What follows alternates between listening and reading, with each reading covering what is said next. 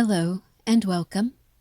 In this video, we will be referring to this Dr. Anna discussion about the psychology behind the hatred of women. And I will leave the link to the video in the description below if you would like to watch it without my twist on it and without my commentary. So I remember in some of my earlier videos, which again had terrible audio quality until I figured out the audio. A lot of my earlier videos discussed the blind hatred of Karen Read from the 10 to 20% of people who purchased the story that she did this without any evidence, without any science, without any real accident reconstruction. The trolls who bought into the theory, what I say is the true conspiracy theory, that Karen Read is guilty. Those people, to me, seemed to have a blind hatred for Karen Read. And it's a blind hatred I have witnessed against other women as well. And so in this discussion, Dr. Anna goes into it, and I will be pausing in between her points to discuss the Karen Read case and how these points of psychology correlate with the trolls who, again, blindly hate Karen Read. Thank you for being here. Something that I've been noticing come up time and time again in the past few years is that anytime a woman is getting directed a ton of hate her way, it's predominantly other women directing that hate. And of course, it's important to have discussions about the ways that men sometimes harm women as well. But I really think we need to talk about woman-on-woman hate because this is an issue that has become so incredibly widespread. And I think it's gotten to a point where we need to hold ourselves accountable as women and to get a better understanding at what's underneath these behaviors because they seem very universal. So I looked at some of the research on this topic. I'm going to give you my own personal thoughts, and hopefully this video can help us stop falling for misogynistic PR spins as much as we do as women. Another good point to this is that we all witnessed how quickly Jennifer McCabe turned on Karen Read, how the McCabes and the Alberts targeted and isolated Karen Read, the MSP as well, Judge Beverly Cannoni as well, DA Michael Morrissey, prosecutors Adam Lally and Hank Brennan. They are all after Karen Read, and they all want to pin this on Karen Read because none of them really want their friends, the McCabes and the Alberts and Higgins, to be held responsible for what happened to John O'Keefe. So not only is this video going into the psychology of other women hating women, like those who hate Karen Read, to me it also sheds some light on the hatred of Karen Read from the trolls, which to me tend to be a mixture of women and men.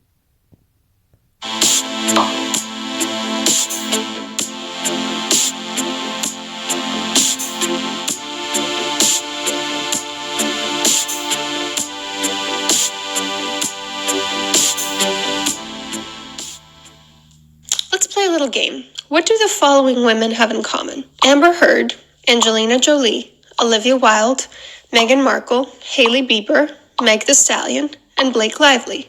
If your answer was, all of these women are bitches and I hate them, congratulations. There's a very good chance that you are one of the people for whom misogynistic PR campaigns are the most effective. Many of these women found themselves in the line of fire after altercations with male celebrities in their lives. Amber Heard came under attack after accusing Johnny Depp of abuse. Angelina Jolie came under attack after accusing Brad Pitt of abuse. Olivia Wilde came under attack shortly after divorcing Jason Sudeikis and after experiencing a conflict with Shia LaBeouf. Meg Thee Stallion came under attack after she was allegedly shot by Tory Lanez, and Blake Lively came under attack after accusing Justin Baldoni of sexual harassment. And every single one of these women was devalued in sharp contrast to the idealization of the men they were associated with. Olivia Wilde, for instance, very hated woman compared to how beloved her partner Harry Styles was. Hailey Bieber, detested woman compared to how beloved her husband Justin Bieber was. And not only were these women targeted by the same kind of PR campaign, a majority of them are actually suspected to have been targeted by the same exact PR company, allegedly. Now, before you say, no, hold up, these women are genuinely terrible people, though, and I can list the ways in which I'm right, please consider this. If you viciously hate one out of these women, maybe even two. Let's say, you detest Angelina Jolie because you have infidelity marriage and you think she broke up Brad Pitt's marriage. Or you detest Blake Lively because she got married on a plantation. Okay, sure. But if you hate the majority of these women, make no mistake, you are being manipulated by the exact same playbook every time. But it's not completely these Really good points. I also want to say, like, there's a historical element to this as well. If we consider how, for the longest time in the U.S. and in other countries, women didn't have the same rights that men had. The earlier centuries of the U.S. involved women having to rely on men because women couldn't work. They were not permitted to work for some time. And then later on, women were not permitted to own property and things of that sort. So all of that changed over the centuries in this country in particular. And there was for some time a superiority complex when it came to men. That's why a lot of the earlier corporations in the US were run by men. A few of them are run by females now, but still, even today in 2025, a majority of CEOs are males, and business owners are also a majority male. So all that to say that the male sex has by and large ruled society in this country for centuries. And to some people, it's natural to assume it's because women are inferior, or because women didn't have as many rights as men had, women were less privileged. There's a historical psychology to this, is what I'm saying. That it's not just present day celebrities and societal conditionings. It's also the history of this country, and that women did have to fight for the rights they have today. PR team's fault. I think that these PR campaigns are frankly the closest thing to evil that there is out there. But their campaigns can only go as far as our hate for other women goes. We now have proof from subpoenaed text that the very people conducting these smear campaigns remarked how incredibly easy it was to push people into this narrative, how quick people were to hate on women. And I find it very interesting that in these cases where the public suddenly despises a woman they don't know, and the hate-worthy woman is almost always positioned in contrast to a beloved man. And I wondered, could it be that... And let's consider that when it comes to the Karen Read case. John O'Keefe was put on a pedestal by the media and by his family and by his friends. And for all the facts following the Karen Read case, John O'Keefe seemed to be a stand-up guy. The fact that he would take care of his niece and nephew after his sister and his brother-in-law passed away.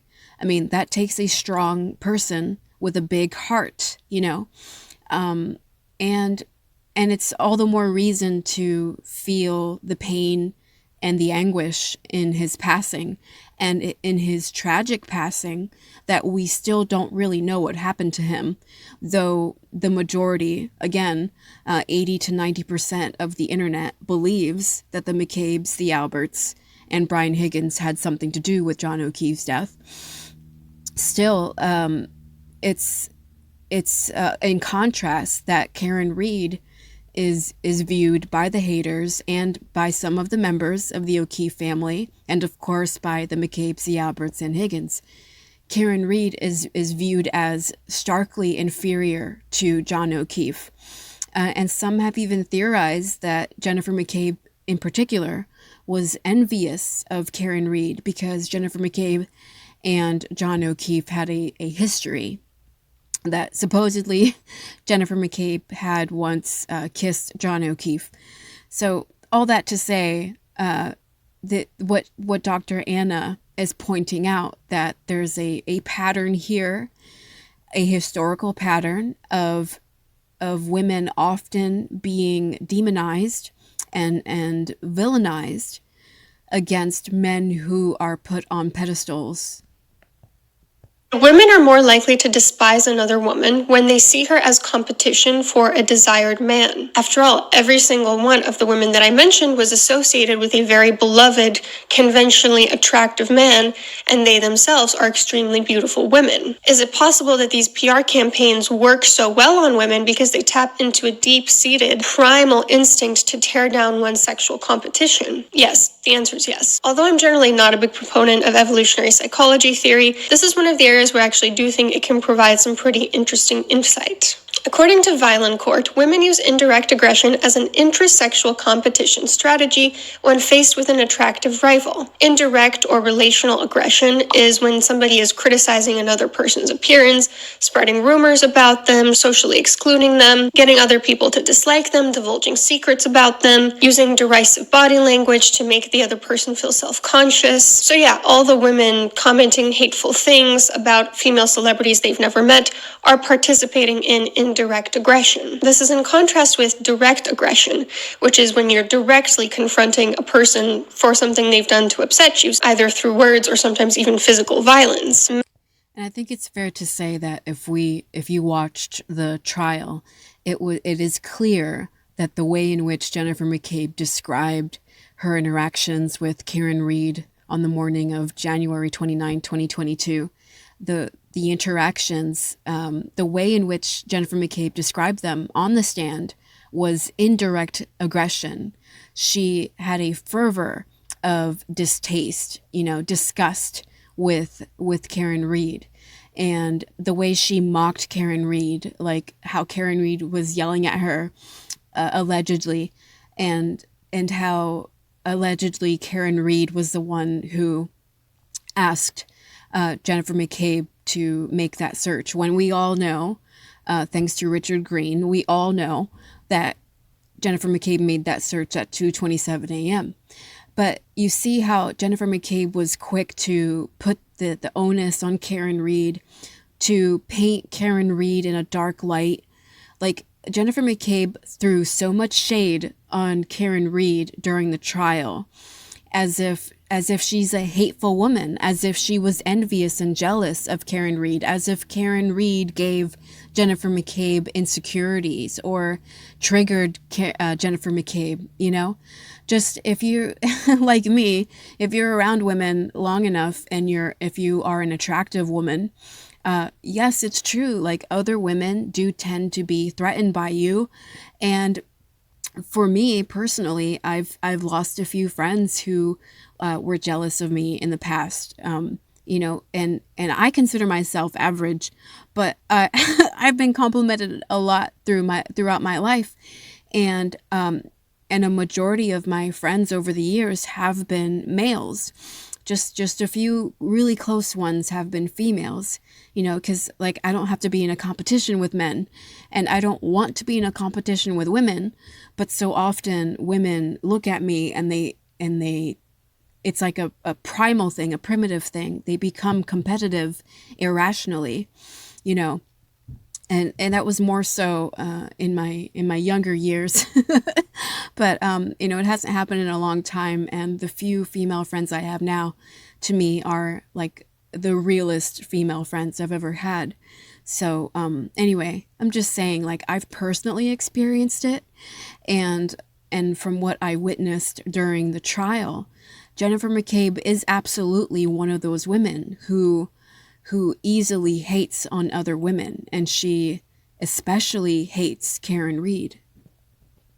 Men tend to commit the majority of direct aggression, whereas women have a slightly higher rate of indirect aggression. Indirect aggression is so effective because it allows people to maximize the amount of harm caused to the other person while keeping the personal danger to themselves at a minimum, because they can usually keep anonymous in these forms of aggression.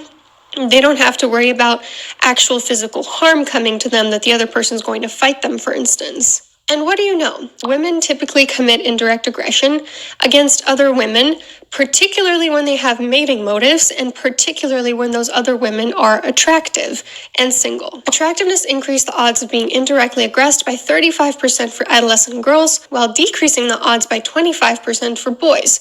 So when girls are more attractive, they're more likely to be a victim of indirect aggression, whereas when boys are more attractive, they're less likely to be a victim. Attractiveness goes a longer way for men. For example, we know from studies that women routinely discriminate against female candidates in the work hiring process, especially more attractive candidates. Attractive women's apologies are less accepted by other women. And the author puts it quite simply: being physically attractive places females at risk of being indirectly victimized by other females. Why? And this is all really compelling statistics if you think about it. Like what she just said, how men who are attractive don't have it as hard. Men who are attractive, or males who are attractive, don't seem to have it as hard as females who are attractive. Females who are attractive have to worry about other females feeling insecure or competitive. And they also have to worry about being objectified by men. Whereas men who are attractive, they might be threatening to other men who are less attractive, or other men might be in a competitive state, against them. But statistically, it seems that the threat, there's a threat against women more so when it comes to attractiveness. And I personally think Karen Reed is beautiful. A lot of other people believe that Karen Reed is beautiful, but you'll hear the haters who will call her ugly, or who will make fun of her medical condition because they are mentally immature or mentally toxic, So, and I also think it's something to point out that these are toxic traits. To remain primitive, despite it being 2025, to be a woman and to be threatened by another woman simply because she is maybe more socially attractive than you are.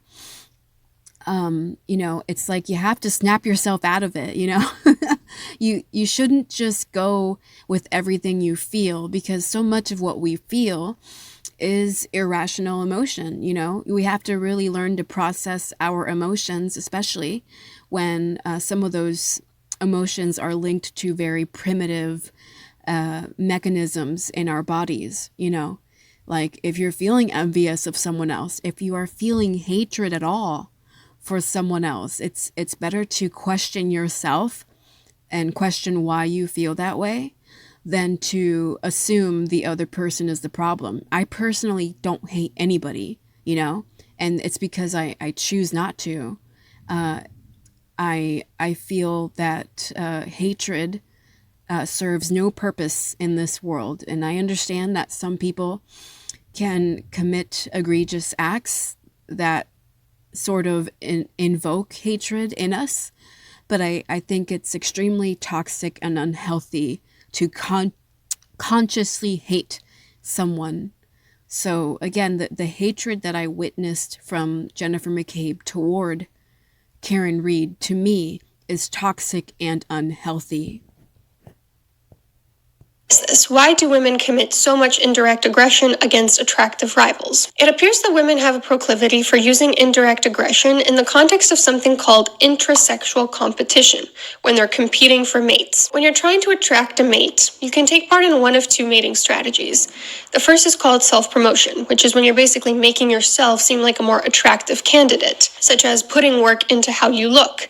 The second strategy is the derogation of rivals, meaning making your competitors seem less attractive. So indirect aggression, spreading hate about a woman who makes you feel sexually threatened, is a great way to derogate your rivals. Typically, Right. So again, when we think about Jennifer McCabe, Nicole Albert, and the other females who testified on the stand on behalf of the prosecution and on behalf of the cover-up, a lot of them threw shade at Karen Reed. A lot of them talked about Karen Reed as if she was disgusting, as if she was the problem. Like, remember when those two females talked about the vacation that Karen Reed went on with John O'Keefe and several others? Like, how Karen Reed had allegedly lost her shit, because she thought John O'Keefe was kissing another girl. Like the women in that story were quick to team up against Karen Reed, right? It's like there was such coldness from so many of the women in particular who were on the stand talking about Karen Reed on behalf of the prosecution. And guys, when that many women are against one woman, and that woman is innocent, you have to look at those women. You have to wonder, why the hell are they all sharing a collective hatred toward Karen Reed? Birds of a feather. To me, the McCabe's, the Alberts, and all their friends in law enforcement and in the first responders who were also their friends, all of those people are birds of a feather. They flock together because they're toxic. They are all toxic and they are drawn to one another. And Karen Reed was, to me, the only one with her shit together. She she was the only one with her shit together, and she was dating John O'Keefe, a really stand-up guy. So I'm just saying, there was a lot of hatred there, and to me, it had less to do with Karen Reed than it did with who those people are every single day of their lives. Really hateful, toxic people. Men tend to say terrible things about a woman that they think men most care about. For instance, they'll often target that woman's looks and her sexual promiscuity, because they think that's what's going to dissuade men from sleeping with her. Now you might be thinking, but hold on. The women participating in these hate trains, they don't actually have access to these male celebrities. These are not these female celebrities' rivals. And that's exactly the issue with parasocial relationships. The public builds imaginary relationships with these celebrities. We hate certain people and we love certain people who literally don't know that we exist. Those male The same thing happened in the Karen Reed community with the major Karen Reed content creators. Like there were parasocial relationships developed, and some of the major Karen Reed content creators are celebrity status to some people. Not to me. Not to me. Like, again, I will talk about and support Aiden Kearney. I will talk about and support Microdots, Richie from Microdots. I will talk about and support a few other channels in the Karen Reed community, but more so, I try to create my own content. I try to provide my own original personal commentary that is true to me. I try not to idolize anybody else.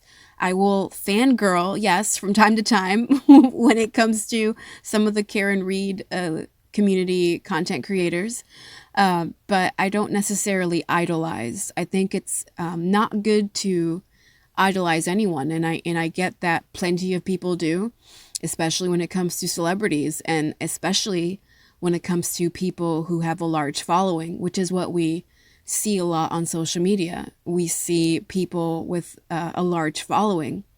Psychologically, people will follow people who have a large following because it's the mob mentality. Some people don't want to be bothered with the smaller channels like mine, and I don't take it personally. I've said it before. I'm at peace with maintaining a small channel if that's what is going to happen. I don't want anyone to idolize me, and I don't want to idolize anyone. I think when you idolize someone, you are supporting. You're taking it too personal. Maybe getting a little too close. You have to be able to stand back and see everyone as equals as much as possible, in my opinion. But so often that's not what happens on social media, and YouTube is no different.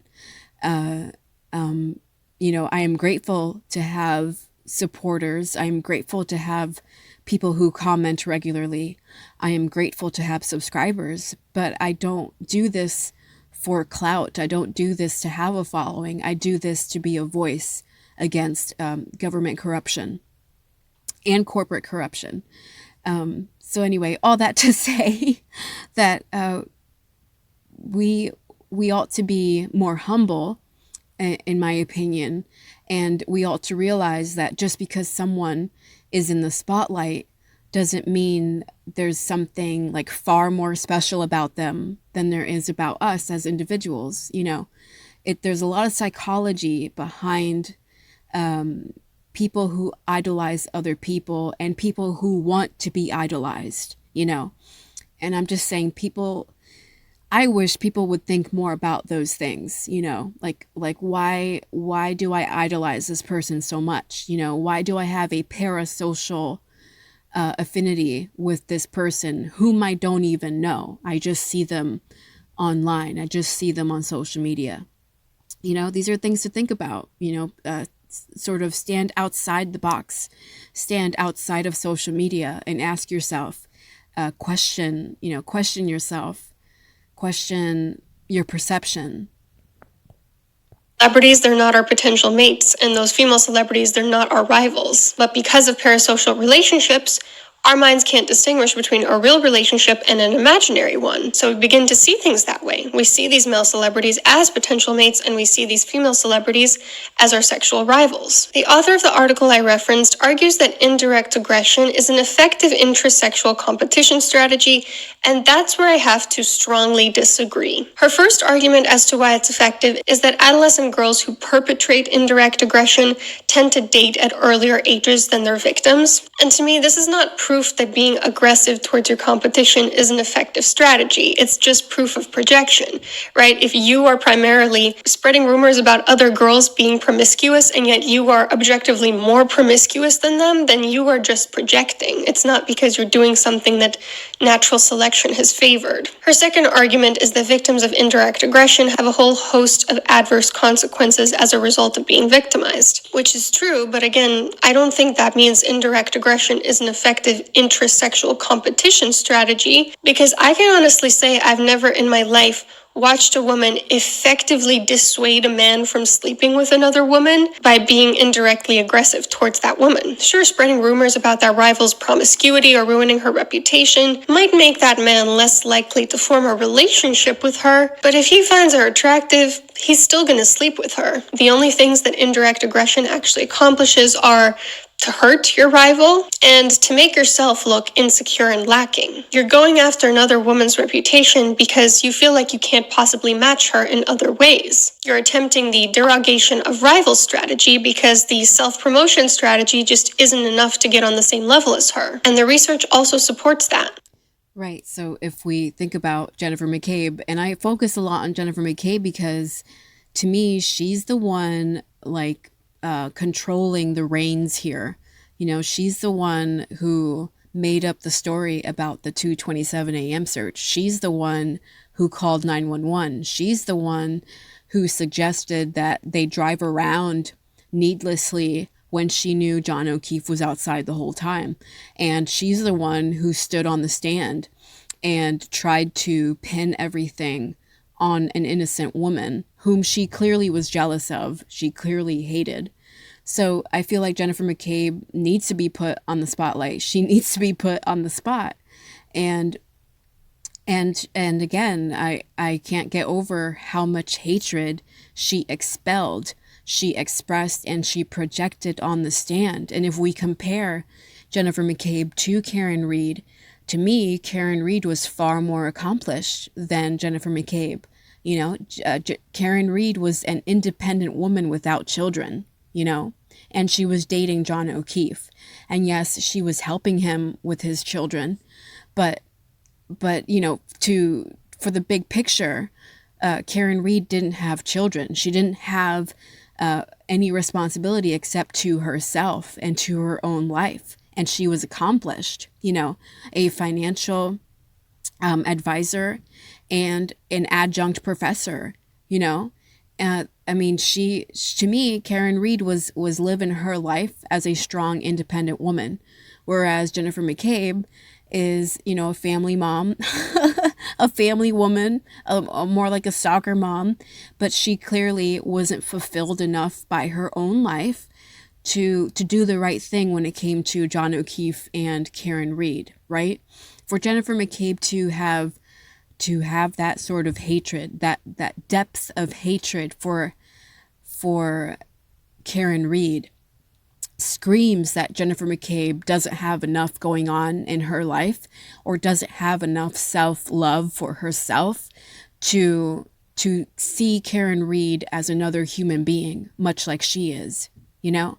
I'm saying Jennifer McCabe has got issues, and I, when Dr. Anna brings up the hatred and she brings up the psychology of women who tend to hate on other women, I just think of Jennifer McCabe over and over and over again. It's, to me, it's nothing short of blind hatred. Studies show that there's a link between body dissatisfaction and intrasexual competition in young women. For example, one study showed different groups of women one of these two photos, one of a cute Confederate dressed frumpy, and one of the same woman dressed more provocatively. And of course, the women who saw that same woman dressed more provocatively perceived her as bitchy. But even more interestingly, the women exposed to the provocative photo reported higher amounts of dissatisfaction with their own bodies, especially when an attractive man was present with them. Another study from 2017 found a positive relationship between intrasexual competition for mates and appearance-related comparisons on Instagram, meaning those who compare their bodies more with other women tend to be more competitive with other women for mates. So in other words, when insecure women are faced with an attractive rival, they instantly go through this mental process of comparison, and they feel bad about themselves, which makes them act out in aggressive ways. So going back to the issue of those celebrities I mentioned, the easiest way for a PR team to make women hate a female celebrity is to highlight that celebrity's proximity to an attractive male. Once you do that, insecure women will be foaming at the mouth to hate her. So if you start pushing articles that this woman is a bitch, that she was so unfair to this attractive man, the audience will just take it from there. They'll gobble that shit right up because they want any excuse to tear down a woman who they think has access to a man that they would want instead. For example, Right, and a lot of the online community considers John O'Keefe fairly attractive. Some women have even described him as a player. I don't know, but if we consider Lindsay Higgins, John O'Keefe's ex-girlfriend, she is gorgeous, and a few others that he dated, they are attractive people. Karen Reed is an attractive woman, so I'm just saying this all corresponds. It's all connected to the psychology behind what was, and still is going on in the Karen Reed case. just take a look at this one headline. Angelina Jolie using the kids for publicity, Brad Pitt insider says. Now, if you're not aware, Angelina Jolie divorced Brad Pitt shortly after an airplane incident in which she accused him of abusing herself and the children, an incident which was investigated by the FBI and corroborated by her children. And this particular headline plays on the misogynistic stereotype that women are attention seekers who unfairly accuse men and weaponize their children for that purpose. And would you look at that? The author of this article is the sister of Melissa Nathan, Brad Pitt's PR agent. Small world, huh? We can hear the way the despised woman is juxtaposed with the beloved man, not only in these headlines, but also in the way the women themselves discuss these celebrities. Just listen to the way Kirsty Flaw, the celebrity interviewer who participated in Blake Lively's cancellation, juxtaposed her dislike for Blake Lively with her positive feelings towards Blake Lively's husband, Ryan Reynolds. So I have no sympathy towards any of these people that are involved. I don't know anything about them. I just know my personal experiences with Blake Lively and Ryan Reynolds, who I've met several times, and I actually really like him. I think, the way he's been behaving towards me, he's been a nice guy. And you also hear the same juxtaposition when she talks about how she loves Johnny Depp, contrasted with the way that she hates Amber Heard. Also, the fact that I posted a video about Johnny Depp when he was in the middle of his legal battle with Amber Heard. The reason I posted the video with Johnny Depp was not because I was paid by the same PR company. It was because I like Johnny Depp. I had great experiences with him. I thought Amber Heard was lying in court, and I posted it to have sympathy with him and the fans that love him. And I did watch the Amber Heard and Johnny Depp case. I watched it closely, much like a lot of America did. A lot of the world did. It was an international high-profile case. But it was crazy because by that point, I had already been deeply interested and following court cases over the years. The court process in the U.S. is something that has always intrigued me, whether it's civil law, family law, or criminal law. And yet suddenly so many other people in the US gave a damn about court cases when it came to the Johnny Depp and Amber Heard case. But what it really was is that Johnny Depp had a huge fan base, and a lot of the people were already biased. And to be fair, yes, Amber Heard is a proven liar, and she did, to me, she did commit a lot of abuse against Johnny Depp. But there were also several demeaning messages from Johnny Depp to Amber Heard, and that was exposed during discovery, you know. So I'm just saying, I witnessed the online community overlook the disgusting messages that Johnny Depp had sent to Amber Heard that were proven that he had sent them to her. They overlooked it because her actions toward him were observed as far more heinous, and surely they were. You know, the court of public opinion considered it, and that's why Amber Heard lost. But I'm just bringing that up, that I was able to discern between facts, and I was able to say, yeah, I didn't like that Johnny Depp did that, you know. But so many people couldn't do that. They were just like, he's innocent. And I'm like, he's less devious and less demonic than Amber Heard, yes, but he's got flaws too, you know. And that's what I mean. Like, we should all be questioning the information we are consuming. We shouldn't be blindly following, you know, the consensus, the widespread consensus. Again, that's idolatry, you know. When you idolize someone, you know, blindly. That was the only reason as I said so many times here on my channel, I don't know anything about these people in their personal life. Now, regardless what you think about Amber Heard or the trial as a whole, I want you to remember that Johnny Depp, the mild-mannered, docile man that women love to swoon over, is the same man who wrote this about Amber Heard, and this is court documented. Let's drown her before we burn her. He wrote this. Wow. Okay, guys. Okay, see, okay, guys, I didn't even know she was going to bring this up.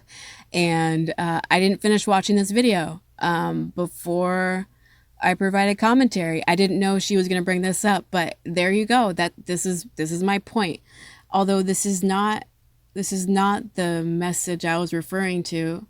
There were other messages that Johnny Depp had sent to Amber Heard that to me were abusive. But here is Dr. Anna presenting a court document. This is facts that Johnny Depp did write this, you know. But again, the public, the online community, the court of public opinion completely overlooked it. Look at it. It reads, "Let's drown her before we burn her," Johnny Depp wrote to actor Paul Bettany in June 2013. Quote, "I will F her burnt corpse afterwards to make sure she's dead."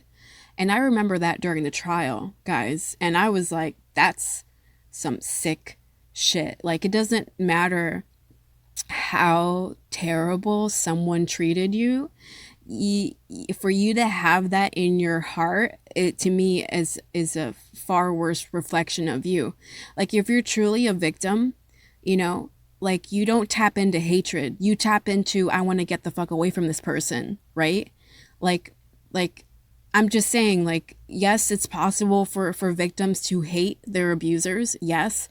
But again, I will F her burnt corpse afterwards to make sure she's dead. Like that's not someone who's sad or scared, you know? That's not someone who wants peace in their life, you know? That's someone who's drunk on hatred, you know? So for all the hate that she spewed against him, he tapped into it too, you know? And again, I'm not I'm not saying Amber Heard is innocent. I'm just saying that Johnny was guilty of some things as well. Okay, so anyway, it's a really good point. To actor Paul Bettany in June 2013. "I will fuck her burnt corpse afterwards to make sure she's dead." He also joked around with his good buddy Marilyn Manson, who's been accused of grooming and sexual abuse, that Manson's accuser was acting like an Amber 2.0. And before any of you come at me with the whole "this is reactive abuse" bullshit, This is not what reactive abuse looks like. Reactive abuse means screaming when you're gaslighted for the 500th time. It means shoving someone out of the way who is blocking your exit. It means snapping at someone in a moment of anger after they have criticized you every single day of their life. It does not include fantasies of unaliving and essaying people. And if you think this is Thank you. Thank you. And again, she's a doctor. Okay. Dr. Anna is a doctor of clinical psychology. So she knows what she's talking about. And I 1000% agree with her. It doesn't matter how terrible someone treated you.